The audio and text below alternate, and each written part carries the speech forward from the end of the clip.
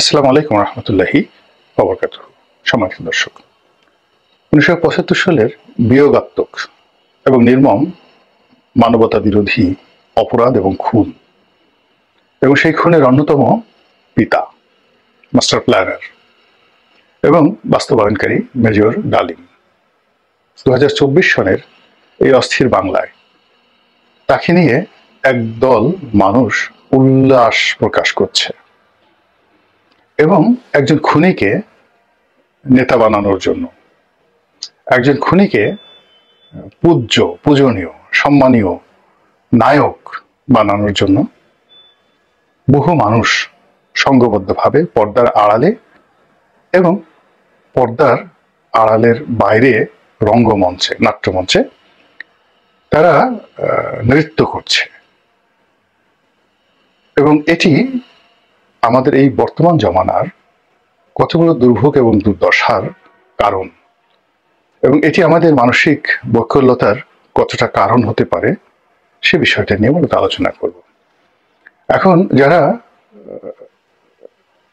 ওনাকে নায়ক বানাতে চাচ্ছেন, জনাব মেজর ডালিম ওরফে খুনি ডালিম, এখানে হলে তিনি আত্মশিক্ষিত খুনি, নিজেকেই তিনি দাবি করেছেন। ফলে একটা কোর্ট তাকে বলেছে তিনি সাজাপ্রাপ্ত, তারপর তিনি নিজের মুখে স্বীকার করেছেন। ফলে তাকে খুনি বলাটা আসলে আমার জন্য কোনো বিষয় নয়, আর তার জন্য এটা বিষয় নয়, বিকজ তাকে এই নামে পরিচয় দিলে he is a murderer of Sheikh Mujib and his family, এটা নিয়ে তিনি গর্ব করেন যে আমি এরকম একটা খুন করতে পেরেছি, এই জন্য আমি গর্বিত, আমি আনন্দিত।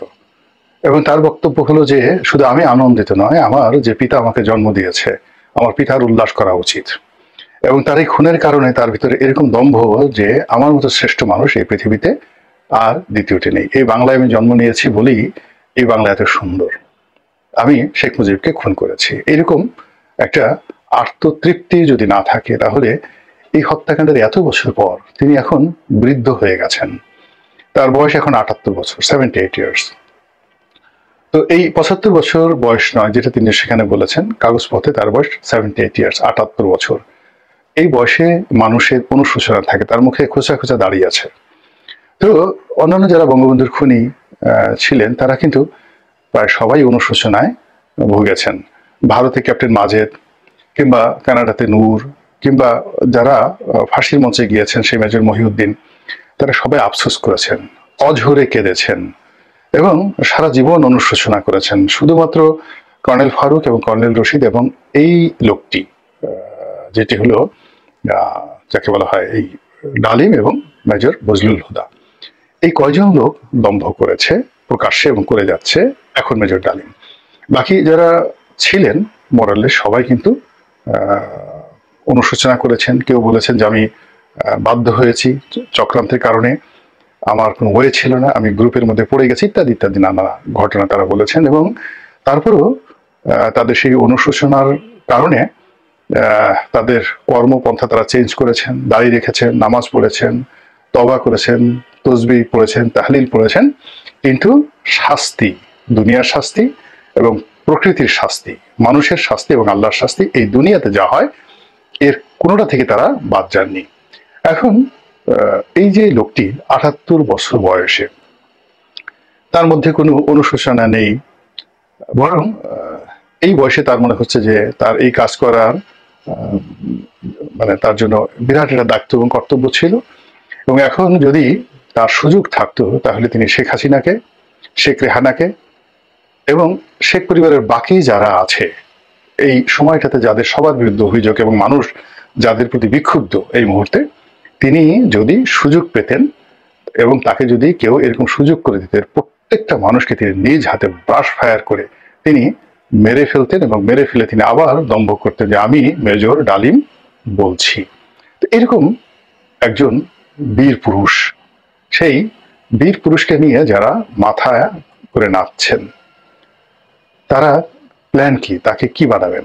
তাকে আগামী দিনে রাষ্ট্রপতি বানাবেন? এর কারণ হলো তাকে প্রধানমন্ত্রী বানানো যাবে না, প্রধানমন্ত্রী ছোট পদ। এর কারণ হলো তিনি একজন রাষ্ট্রপতিকে মেরে ফেলেছেন। তো যে রাষ্ট্রপতিকে মারতে পারে সে তো রাষ্ট্রপতির নিচে অন্য কোনো পদ পদবি পেতে পারে না। ফলে বাংলাদেশের যে শাসন কাঠামো, সাংবিধানিক কাঠামো, এটা পরিবর্তন করে প্রেসিডেন্সিয়াল ফর্ম অফ গভর্নমেন্ট তৈরি করে মেজর ডালিমকে নিয়ে যারা উৎফুল্ল, তারা যদি তাকে রাষ্ট্রপতি বানায়, গণপ্রজাতন্ত্রী বাংলাদেশের রাষ্ট্রপতি বানায়, তাহলেই বোধ হয় এই লোকটির উপযুক্ত যে পুরস্কার, সেই পুরস্কার তার যারা প্রমোটার, সেই প্রমোটাররা করতে পারে।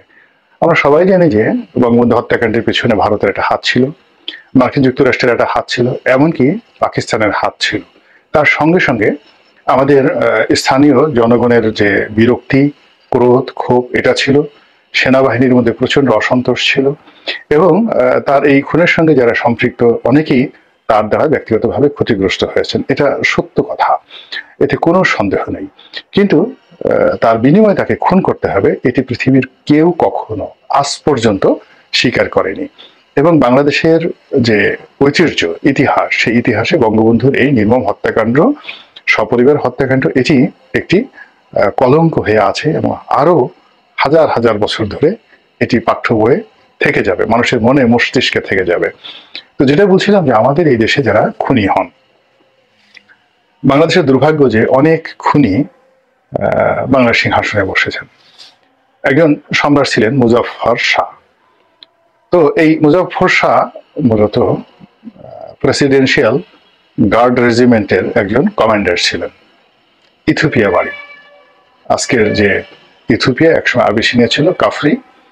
তো বাংলাদেশের যে ইলিয়াস শাহী বংশ, সেই বংশের যারা রাজা, তারা চিন্তা করলো যে এই প্রাসাদ রক্ষা করার জন্য এখন যেভাবে এসএসএফ আছে, তো ওভাবে তাদের জামানাতেও এসএসএফ ছিল, যারা মানে প্রাসাদ পাহারা দিত।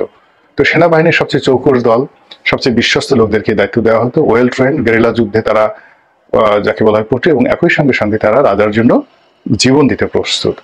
তো এই কাজ করার জন্য সারা দুনিয়াতেই এরকম যাদের রক্ত ভালো, বংশ ভালো, এরকম লোকদেরকে নেওয়া হয়। যেমন নেপালের গুর্খা, এই সম্প্রদায়টি এতটা বিশ্বস্ত এবং এতটা যোদ্ধা যে এখনো পর্যন্ত ব্রিটিশ রয়্যাল আর্মিতে যে রানী বা রাজার যে গার্ড রেজিমেন্ট রয়েছে, সেখানে গুর্খা সৈন্যদের সেখানে সসম্মানে নিয়োগ দেওয়া হয় এরকম। তো ওই সময়টিতে সবাই এরকম বিশ্বস্ত জাতিগোষ্ঠীকে খুঁজতেও প্রাসাদে নিয়োগ দেওয়ার জন্য সারা দুনিয়াতে। তো বাংলার ইলিয়াস শাহী বংশ তারা করলো কি, ইথিওপিয়া থেকে এরকম একটা প্ল্যানের নাম শুনলো এবং সেখান থেকে আনলো, এবং সেই বাহিনীর প্রধান ছিলেন মুজাফফর শাহ। তো এই বাংলার আবহাওয়া এত খারাপ যে ইথিওপিয়ার মতো দেশে যাদের সুনাম সুখ্যাতি ছিল হাজার বছরে, যে যারা বেইমানি করে না, মুনাফিকি করে না, কিন্তু এই বাংলার আলো বাতাস পাওয়ার সঙ্গে সঙ্গে এই লোকগুলো বেইমান হয়ে গেল, মুনাফিক হয়ে গেল, বিশ্বাসঘাতক হয়ে গেল, এবং যে রাজা তাদেরকে আনলেন তাকে রক্ষা করার জন্য, সেই রাজাকে সে মেরে সে সিংহাসনে বসে গেল। এবং বেশ কয়েক বছর তার সেই অত্যাচার, দুরাচারের যে শাসন, এটি কিন্তু বাংলাদেশে চলছে। এরকম হত্যাকারী বাংলার সিংহাসনে বসেছে, বহুবার এরকম ঘটনা ঘটেছে। আর নিজ পরিবারের মধ্যে পিতা সন্তানকে খুন করেছেন, সন্তান পিতাকে খুন করেছেন, তারপরে সিংহাসনে বসেছেন, এরকম ইতিহাস বাংলাদেশে অনেক অনেক আছে। তো সেই ক্ষেত্রে মেজর ডালিম যদি রাষ্ট্রপ্রশাসিত শাসিত শাসন ব্যবস্থা একটি বিশেষ গোষ্ঠীর প্রতিনিধি হিসাবে তিনি প্রেসিডেন্টের দায়িত্বভার গ্রহণ করেন, এবং বাংলাদেশে একটি বিশেষ সুশাসন প্রতিষ্ঠা করেন, আইনের শাসন প্রতিষ্ঠা করেন, এবং তার যে হাত রয়েছে, রক্তে রঞ্জিত হাত রয়েছে, এই রক্ত রঞ্জিত হাত দিয়ে তিনি যদি বিএনপি এবং আওয়ামী লীগ দুটো দলকে আচ্ছা মতো প্যাদানি দিয়ে বাংলার জমিনে এদের রাজনীতির কবর রচনা করতে পারেন, এবং এখানে যত যাকে বলা হয় রাজনৈতিক প্রতিভাবান লোক রয়েছে, যারা ডালিমের যারা মালিক, ডালিম যাদের পুতুল, এই ৭৮ বছর বয়সে তিনি যাদের পুতুল হয়েছেন, যাদের পাপেট হয়েছেন, যাদের মাউথ পিস হয়েছেন, তাদেরকে খুশি করার জন্য, তাদেরকে ক্ষমতায় চিরস্থায়ী করার জন্য তিনি তার সেই রঞ্জিত হাত দিয়ে যদি রাক্ষসের ভূমিকায় অবতীর্ণ হয়ে বাংলাদেশের মূল ধারার যে সকল রাজনীতি যারা করেন, ইতিবাচক রাজনীতি করেন, গণমানুষের রাজনীতি করেন, গণতন্ত্রের কথা বলেন, তিনি যদি সবাইকে তিনি শেষ করে দিতে পারেন, কণ্ঠরোধ করতে পারেন, তাহলে ডালিমের যারা উদ্ভাবনকারী, এই মুহূর্তে উনি তো লুকায়িত ছিলেন, বহুদিন 50টি বছর তিনি গর্তে ছিলেন, লুকায়িত ছিলেন। তো তাকে কষ্ট করে খুঁজে বের করা, তাকে রাজি করা, এবং তার পেছনে তো টাকাও দিতে হয়েছে। এর কারণ হলো এই লোক বিদেশে কোনো তার কাজ নাই, কর্ম নাই, চাকরি নাই, বাকরি নাই, তো তাকে তো সংসার চালাতে হয়। তো তিনি যে বেঁচে আছেন এটা তো কারো না কারো দয়াতে তিনি বেঁচে আছেন। তো এই অবস্থাতে এতগুলো তিনি যে একটা ঝুঁকি নিয়েছেন, সেই ঝুঁকির পেছনে নিঃসন্দেহে একটা বিশাল বিনিয়োগ আছে। সেই বিনিয়োগ শত কোটি টাকাও হতে পারে, অস্বাভাবিক কিছু নয়। এখন সেটা দেশি চক্র হতে পারে, বিদেশি চক্র হতে পারে, ভারত হতে পারে, আমেরিকা হতে পারে, বাংলাদেশ হতে পারে, পাকিস্তান হতে পারে, এনিথিং, কিন্তু ডাজ নট ম্যাটার। আমার বক্তব্যটা হলো যে যারা তাকে নামিয়েছে তারা যদি এই জায়গাতে শেষ করে দেন, উনি একটা বক্তব্য দিলেন, একটু হাওয়া বাতাস দিলেন, চলে গেলেন, তাহলে এটা হয় না। এই ভদ্রলোকের প্রতি অন্যায় করা হবে, অবিচার করা হবে। এত বড় একজন মানুষ যিনি এত একটা যুগান্তকারী হত্যাকাণ্ড তিনি ঘটিয়েছেন এবং 50টি বছর ধরে তার সেই যে হত্যা করার যে গৌরব, সেই গৌরব তিনি বহন করে বেড়াচ্ছেন। বুক ফুলিয়ে তিনি, সিনা উঁচু করে তিনি এখনো বলছেন, আমি বেঁচে আছি শেখ হাসিনাকে মারার জন্য, আমি বেঁচে আছি অন্যান্য যারা আমার সাথে বিরোধিতা করেছে, বেইমানি করেছে, তাদেরকে মারার জন্য। এরকম দুঃসাহসী সুপুরুষ বাংলাদেশে অন্য কেউ নেই। এমনকি কর্নেল ফারুক, কর্নেল রশিদ, তারাও হাউমাউ করে কেঁদেছেন। কিন্তু সেখানে তিনি এই সময়টাতে সাহস করে এসেছেন, বা তাকে আনা হয়েছে যারা এনেছেন তারাও তো যথেষ্ট সাহসের পরিচয় দিয়েছেন।